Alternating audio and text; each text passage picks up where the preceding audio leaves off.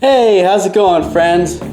So I'm back doing the photography and video stuff because last week I realized that even though I was having fun and it was because of the quarantine that I was doing different types of content, I realized it just really didn't fit with the channel.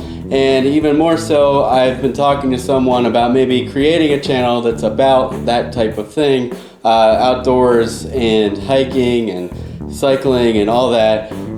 So here I am back at it, focusing on the meat and potatoes that is this channel, and I'm back at it with a Lightroom tutorial about a subject that I've been wanting to do for a long time, something that I've been striving for years in Lightroom, getting filmic colors and the filmic sort of moody look without desaturating all the colors and getting the contrast right. And what usually happens with these filmic presets that you buy or get for free is it does weird things to the skin tones. And even though traditionally film did do some things to the skin tones that maybe made it a little less accurate, film was a little more forgiving and a little less orangey, as I would put it, because I can't come up with a better word than orangey.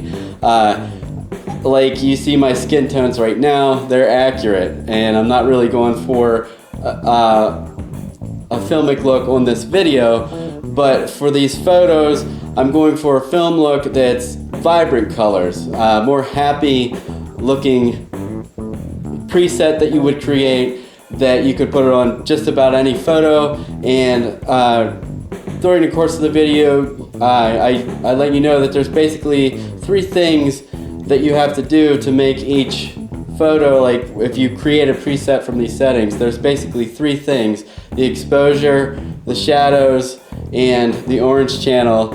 Mainly the orange channel if you're doing portraits, because the settings from photo to photo will change depending on someone's skin tones, their skin type. Some people have a different tint to their skin tones, so one preset isn't one size fits all. You have to do some adjustments, but the major adjustments are done to the orange channel in the HSL. So without further ado, I'm back doing the things that I'm supposed to be doing on this channel, so let's get started.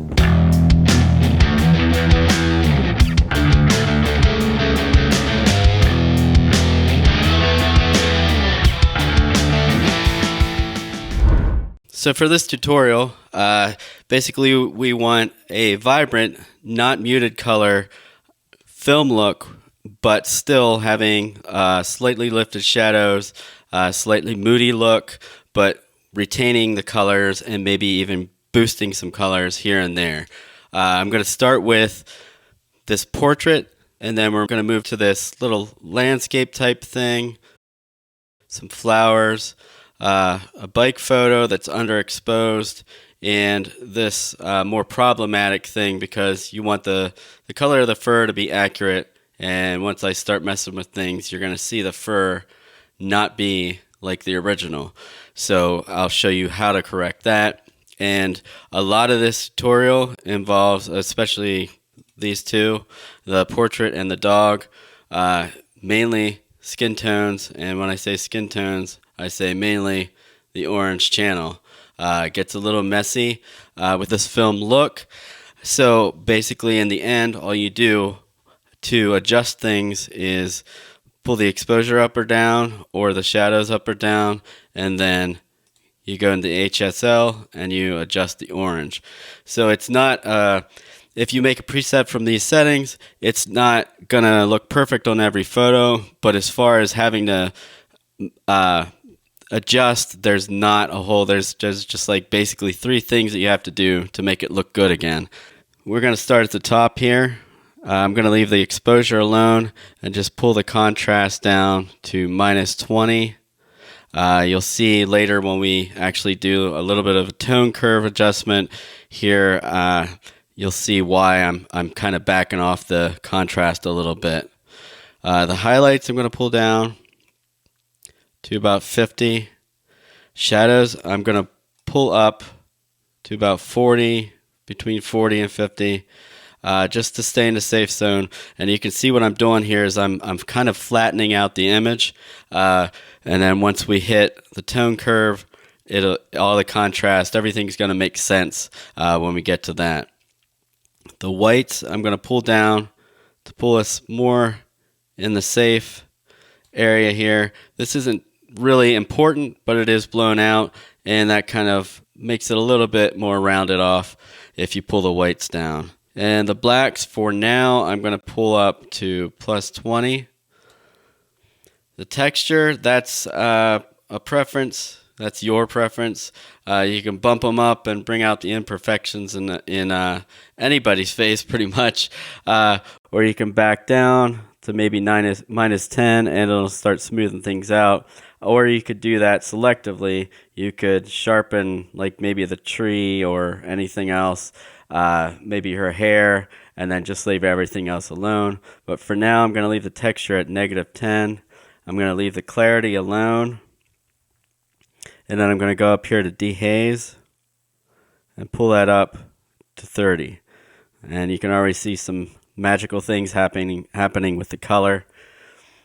For the vibrance, I'm going to pull this down to -30. And you can see I just counteracted what I did with the dehaze. Again, everything's going to make sense once we get to the tone curves, and then even more when we get to the HSL. So we're done with that. We're going to go to calibration. That's where some other kind of filmic magical things are going to happen. And we're going to go to +40, which is towards the orange reds. The saturation, you just leave that alone for now. Everything that we do here will stay the same, but it will be counteracted slightly by the HSL. So I'm just going to move in order here. Your greens, this is my preference. These greens here, usually if I see that kind of green, like a more yellowish green, over here we have more of a bluish green. Looks desaturated now, but we have a more bluish green. But what I do is I pull it up. I'm going to pull that up to between 50 and 60. I'm going to just go straight up to 60, and then go even more and bump that up between 20 and 30. 25 looks good. And here's a matter of preference too. You could go this way and make everything more kind of a teal and orange look. But I'm just going to bump this up to +5 and bump the saturation up to 20.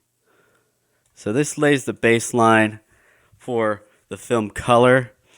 Then we do more in HSL, but next we're going to move to the tone curve.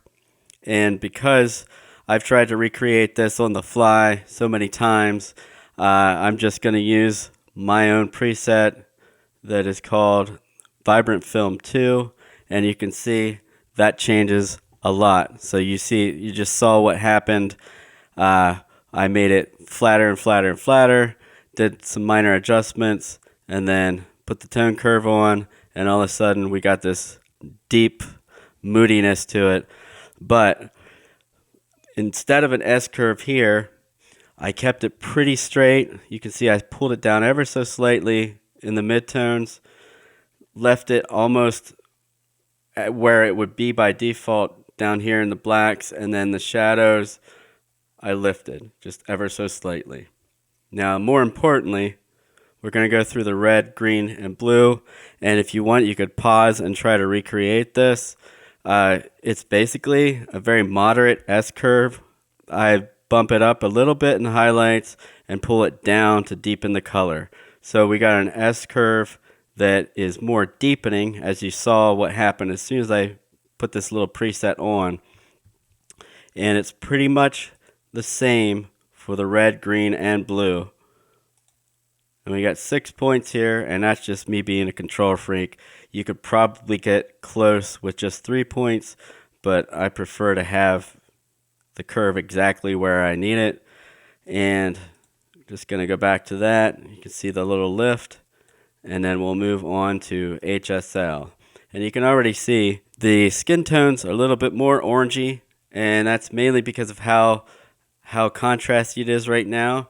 But we're going to start in the HSL, and slowly you're going to see things start to fall into place. And just to give you a little A-B here, this is where we started. So we're already pretty far into it. We got a nice saturated, we didn't take any colors away. We did some things where the color just deepened, but it doesn't look oversaturated, and that's what we want. And because of the lift, we got this slight haze. Everywhere it's dark, all the shadows have this nice milky haze to them, but they're still really, really dark. So we're going to start with the red channel, and I'm going to pull that more towards magenta. I might have to back off of that later, depending on what happens to the skin tones here. Magenta tends to wreak havoc in darker spots on skin tones. So we're going to pull the reds down between 30 and 40. I'm just going to go with 40. And we're going to pull the luminance down. So we're going to darken the reds to minus between 20 and 30 usually works. And you can see barely that it's doing something mainly in the dark areas of the face. Then we're going to go to orange, and we're going to leave the hue at 0. Pull down the orange between 20 and 30, and you'll start to see this face look a little bit better, a little bit less cartoonish of an orange tone. And then pull the luminance up. 10 seems to be about right. And now you can see we're gonna do some more adjustments, and then we're gonna come back to this. And throughout these, like I said, the orange channel is the main thing you really have to worry about. If there's anything with orange in it, like skin tones, you're probably gonna have to adjust this if you make a preset. That's pretty minor when you consider it'll work across a lot of photos as long as you adjust the orange channel. That's what I found over doing this to a lot of photos, that's basically if there's a person in it, and from person to person it changes. So some people have more magenta undertones in their skin, some people have more yellow, some people have a greenish tint. It all depends on your skin type, and that's where it all lies, right here in the orange channel. Now we're going to move to the yellow, and I'm going to pull that towards the orange, minus 15.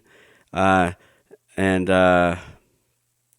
you'll see some minor changes happen to this pale yellow. And we're going to actually boost this. A lot of people might just pull the yellow out and call it a day, but that affects her hair, as you can see. And we really don't want to mute colors here. This is the opposite of muting colors. We're going to pull that up to 20. And the luminance, again, we're going to pull that up just a little bit, around 10. Now greens, this is another one of my preferences. I like to have more bluish greens, so I'm going to pull that up to 25, and I'm actually going to pull the saturation down to minus 57. I have that written down because I'm very specific with the greens. And you can see more of a filmic look here just because I pulled down the greens. And what happens is, if I do the before and after, it doesn't look any less saturated than the original photo. It mainly just made them darker and obviously different shade of green. And to further that, I'm going to pull down the luminance. And usually this is okay between 10 and 20. I'm going to leave it 18. Looks good. Aqua, since basically in none of these example photos I included a blue sky, but this is based on things that I do to almost every photo. I leave the aqua alone. I may pull the saturation down. Of course, I'm doing this from memory because there's no blue. Sometimes aqua does affect the greens, but doesn't seem to be in this photo. And I pull the luminance down a little bit. So that darkens skies and desaturates them, which the desaturation kind of counteracts the luminance in a nice way. Then the blue is where I really just kind of pull it down toward teal. I like my slightly teal skies, and then you pull that down even more than the aqua to between 25 and 35 is usually my happy medium here. I'm at 29, and again, pull down the luminance, and that darkens the sky really nicely. As long as you got the correct exposure, you didn't overexpose too much, this will make your skies look really nice. And if you want them to be deep like that, and you just don't like teal, just leave your hue slider on the blue channel completely alone. That's just, like I said, just like the greens, it's a matter of my own preference. I like to really mess with the greens and blues, and that's just how I do things. And the purple and magenta, I'm going to mostly leave alone. I know probably over here you can see this is purple, and this is definitely purple. But this is purple with a little bit of red in, which makes it more magenta. So if I pull down magenta, you can see it's almost black and white. So I really don't want to affect that too much. I'm just going to go -10 and just see what happens if I can make that a little more purple. And now it matches the strap, even though it's not the original color, as you can see. To me, it looks better if I match the strap and the backpack. Even though it's not the main focus of the photo, the main focus is right here. So, what we have here now is, I think her skin may be a little too desaturated. It kind of looks good, but I'm going to maybe pull it all the way up. You see how ridiculous that looks. And that gives your eyes a good example of what you don't want it to look like. And if you pull it all the way down, she's black and white. And you just pull it back up. This is what I do pretty much with every photo that has a person in it. I focus on the orange channel until I like the skin. And honestly, in this photo, I could probably darken her lips a little more. Pull down the luminance a little bit, and you can see kind of darkened her lips and maybe pull some saturation back up.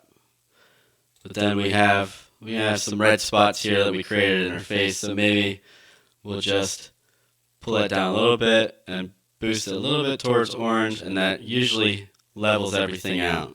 So now that we got our main settings that we can use as a preset, I'm going to select these other 4 and sync the settings. And then now I'll show you exactly what you need to do to make this preset pretty much work with just about anything. So here's the before and after of a basic landscape photo, and you can see how it deepened and darkened the greens because of the tone curve. We got lifted shadows that are nice and moody looking, and overall it just looks a lot nicer. At least in my opinion, it looks a lot nicer. The only thing is, maybe it's a little dark, so you just lift the shadows. You don't necessarily need to use the exposure in this situation. You may want to bring up some texture, not too much. Clarity, I would probably leave alone. I usually do leave clarity alone. The dehaze, you could mess with that a little more. See how deepened the colors a little bit more. Now I got it at 63. And it's looking pretty good. I think I'm going to back off the texture even more. Now, with the vibrance, I wouldn't touch the saturation. Vibrance does very different things to the colors, and it's a little more likable than saturation. So if I pull it down, you get your typical film look, desaturated, moody look. If you pull it up to 0, you have a little bit more color. And obviously, if you put it all the way up, it starts to look ugly. But if you back down, you get a nice, very, very vibrant colors, filmic. We still got some moodiness to it. You can see the fog there. That didn't go away. Even though we used a pretty heavy dehaze at 63, it left that alone. But overall, the preset that we just made works on even a landscape image. Now moving on to the flowers. If I A-B this, you can see it got a little bit darker. Colors got a lot deeper. The saturation is just a little bit more. But the main thing is we created a slight problem, depending on how you look at it, with the greens. So you can either pull down the greens until it's more natural, or you can desaturate it, or you can pull the luminance up to make it a little bit less green heavy on these white flowers. And as you can see over here on the left, it's a yellow green, and because we shifted the green hue, it's more of a blue green. But the rest of it, as far as I'm concerned, I like this green that we came up with here, the bluish green, the dark blue green, more than the yellow green. Even though the yellow green is actually the color that it is, to me it just looks better and it looks more film-like to me. So, and then we move on to an underexposed bike photo. And you can see I underexposed this by 1 to 2 stops, so I didn't blow out the highlights in the background. And as a result, we have too dark of a photo. So if I come up here and I just pull up the exposure a little bit, and maybe a little bit of the shadows, and then pull down the blacks to keep the bike looking pretty crispy, then there we are. Looking about the same with more moody colors and a very slight, almost unnoticeable shadow lift. Then here we have a little bit of a problem. If you look at the before photo, the white balance is off, but I personally know what color my golden retriever is, and she's not. That's just not. It's too warm. The photo's too warm, and this is actually a darker brown, and you can see what happened there was I had the white balance set to daylight, even though it was daylight coming in, and this was natural light, and it was just it's just a little too warm. So now we have it here pulled down to 3650K, and what I really want to do is adjust the orange channel, even just like a portrait, since this is fur with a lot of orange in it. You can see what happens if I only adjust the orange channel. You're almost completely controlling the color of the dog's fur here. So I want to take it all the way up, all the way down, and then find my spot here, and there we go. And I'm just going to pull the luminance up a little bit. I don't want to make her paws too white. They are lighter color. That's only because I already know that. If you're doing pet portraits for people, you kind of want to have the right color of their pet. So you got to be very careful with the orange channel, or whatever color the dog is or the cat. You just got to make sure that you retain those accurate colors while still getting that film look going on. And you can see down, we definitely have this film look. We have the haze, we have the just moody undertones, but the only thing is I want to leave all this here, but I want to brighten up the face, so I'll just use a radial filter. And basically we didn't really have to do a whole lot extra to this photo, and I'm just going to pull the shadows up, the exposure a little bit, and you can see where we're at there. That looks pretty nice. And I may even copy this, undo the invert, and pull these shadows down to darken the outside a little bit more. And there you have it. And actually these highlights might be a little much, so now I'll just pull them down a little bit. I don't want her paws where there's the most white fur and light hitting. I don't want them being blown out, so I just pull the highlights down a little bit. Now just one extra little last thing. If you want more color and you have a portrait going on here and you just feel like that's not enough color, you want more, put the vibrance at 0 or higher. I'm going to go all the way up to 30. We got a lot of color going on here, but the only problem is the skin tones. So you just go to the orange channel. We got Oompa Loompa, we got Vampire, and somewhere in between there is a better color, and right there we have it. So here's a before and after that. you can see we got some pinks. That's not really very accurate skin tones. The white balance probably just wasn't quite there. And then we do all these things to the colors, and things get sort of messy for a while. And then what you realize is all you really need to adjust anymore is the skin tones. And you might even want to put a radial filter here to kind of brighten up her eyes and her face. And to do that, you mainly need the shadows, and I have that set at 45. That's about right. And I'm going to pull the highlights down on this one to balance that out. And here we go. Maybe even a little too much color.